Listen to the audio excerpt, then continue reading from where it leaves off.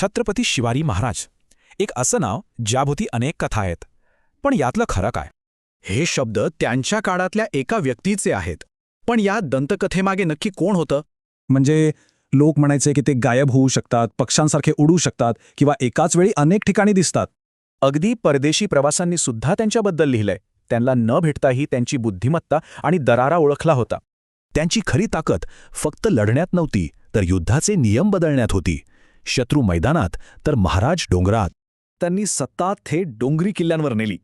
शत्रूंना तर या प्रदेशात लढण्याचा अनुभवच नव्हता. एका इंग्रजाने तर रायगडला पूर्वेकडचा जिब्राल्टर म्हटलं होतं, म्हणजे एक अजिंक्य किल्ला. एकूण 360 किल्ले हा आकडा त्यांच्या मुघलांविरुद्धच्या संरक्षण योजनेचा कणा होता. त्यांचं गणित सोपं होतं. एक किल्ला जिंकायला 1 वर्ष लागलं तर 360 किल्ल्यांसाठी किती? आणि हीच रणनीती यशस्वी झाली. औरंगजेब तब्बल 27 वर्ष महाराष्ट्रात अडकून पडला होता. हीच हुशारी त्यांनी समुद्रावरही दाखवली. त्यामुळेच तर त्यांना भारतीय आरमाराचे जनक म्हणतात. पण महाराजांची लढाई फक्त जिंकण्यापुरती नव्हती. त्यांचं ध्येय होतं स्वराज्य, म्हणजे एक न्यायाचं राज्य. मग प्रश्न येतो की शिवाजी महाराजांचा पहिला शत्रू कोण होता? याचं उत्तर खूप इंटरेस्टिंग आहे. त्यांचा शत्रू कुठला धर्म किंवा समाज नव्हता, तर जो कोणी न्याय मोडेल तो त्यांचा शत्रू होता. त्यांना माहीत होतं की राज्य कसं चालवायचं. सैनिकांना वेळेवर पगार, मजबूत गुप्तहेर खाते आणि त्यामुळेच निष्ठा.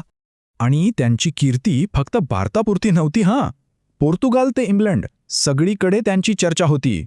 त्यांच्या सुरत लुटीची बातमी तर लंडनच्या वृत्तपत्रात पहिल्या पानावर छापून आली होती.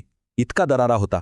युरोपियन लोकांनी त्यांची तुलना थेट अलेक्झांडर आणि जुलियस सीझरशी केली. ते त्यांना जागतिक दर्जाचा नेता मानत. आणि हे सगळं त्यांनी किती कमी वेळात केलं बघा.